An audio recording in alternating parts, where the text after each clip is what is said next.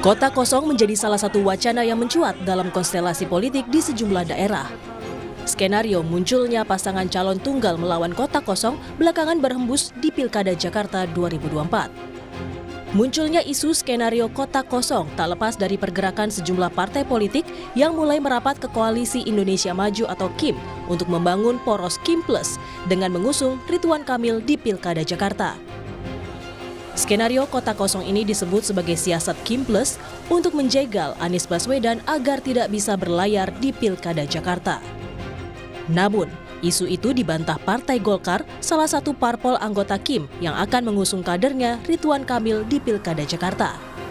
Ya, kami sebetulnya tidak ada punya pretensi ya untuk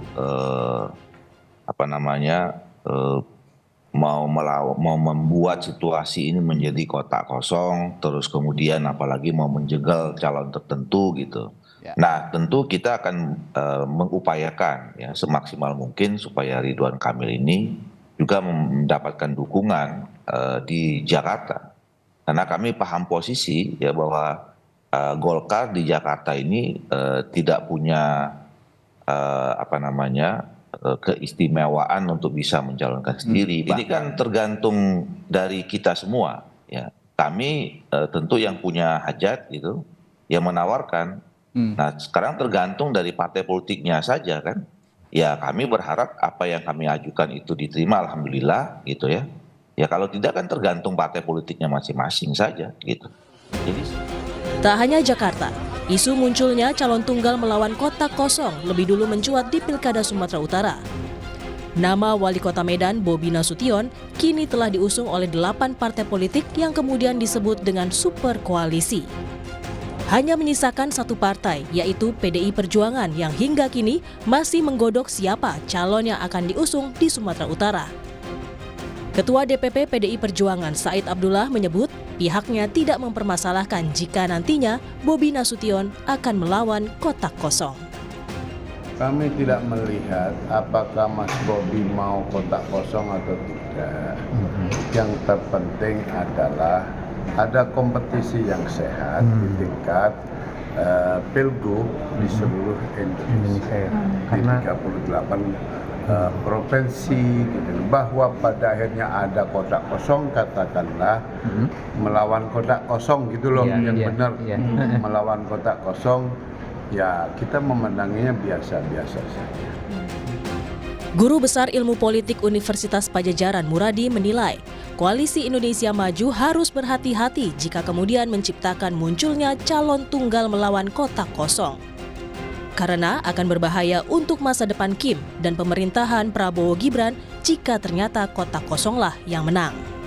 Kalau kemudian ternyata misalnya ada upaya untuk mengkosongkan calon ya, saya kira ini akan berbahaya buat masa depan KIM dan juga nanti masa depan Pak Prabowo dan Gibran yang nanti ketika berkuasa. Karena publik apalagi di Jakarta akan vulgar misalnya ketika misalnya katakanlah kota kosong yang menang.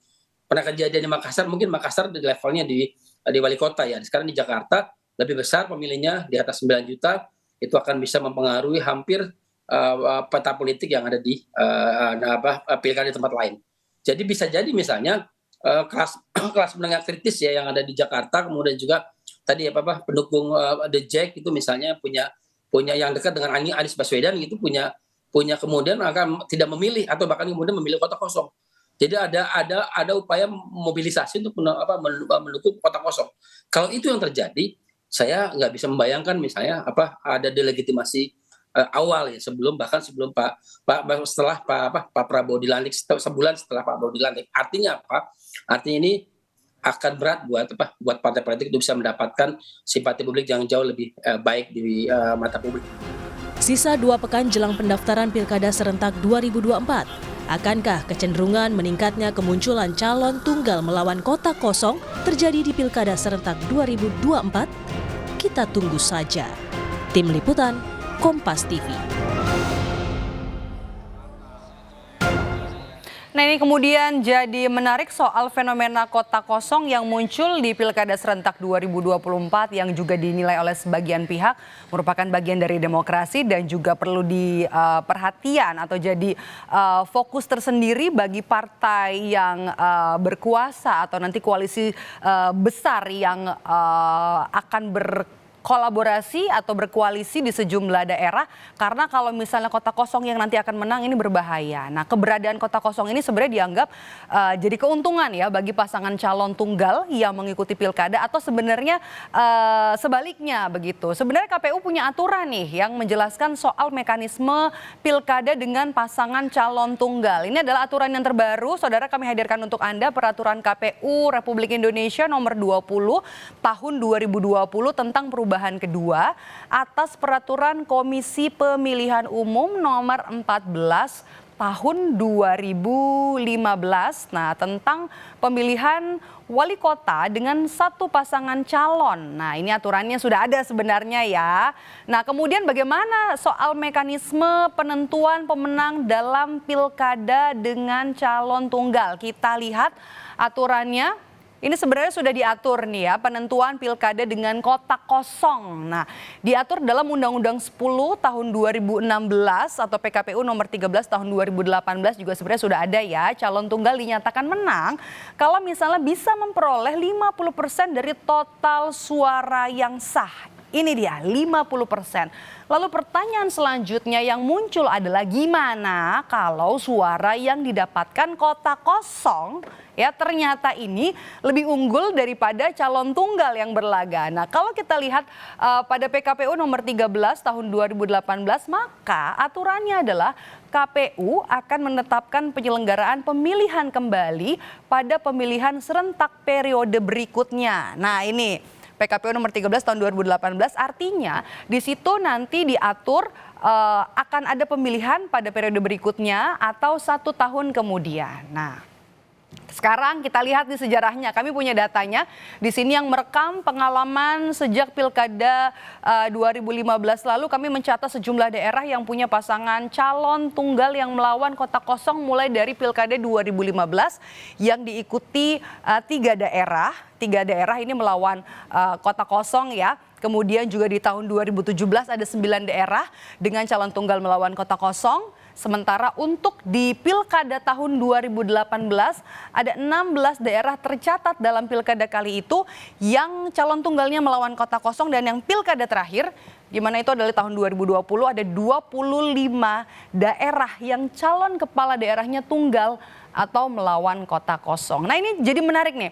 Yang kami catat juga bukan hanya sekedar berapa daerah yang punya calon tunggal di setiap pilkada, setiap penyelenggaraannya, tapi juga di tahun 2018 dari 16 daerah di mana calon kepala daerah tunggal ini melawan kota kosong.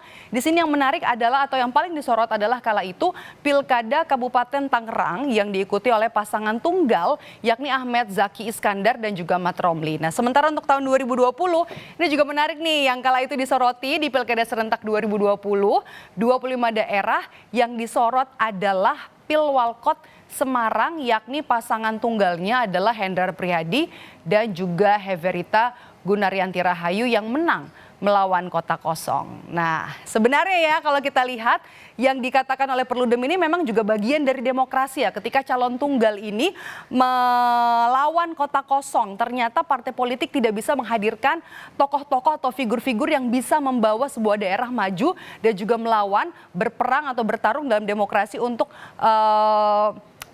memperebutkan posisi orang nomor 1 di daerah untuk nanti bisa punya adu visi, misi dan juga gagasan siapa yang bisa maju, siapa yang mau berdemokrasi, siapa yang mau ikut dalam pertarungan politik untuk memperebutkan hati masyarakat, pemilih dan juga untuk membawa tentunya daerah bisa lebih maju dalam Pilkada Serentak 2024. Pendaftarannya sebenarnya masih lama kita lihat, tapi bayangan Pilkada Serentak 2024 tentang calon tunggal ini melawan kota kosong kemungkinan atau sebuah keniscayaan yang terjadi di Pilkada Serentak 2024 yang akan digelar November nanti.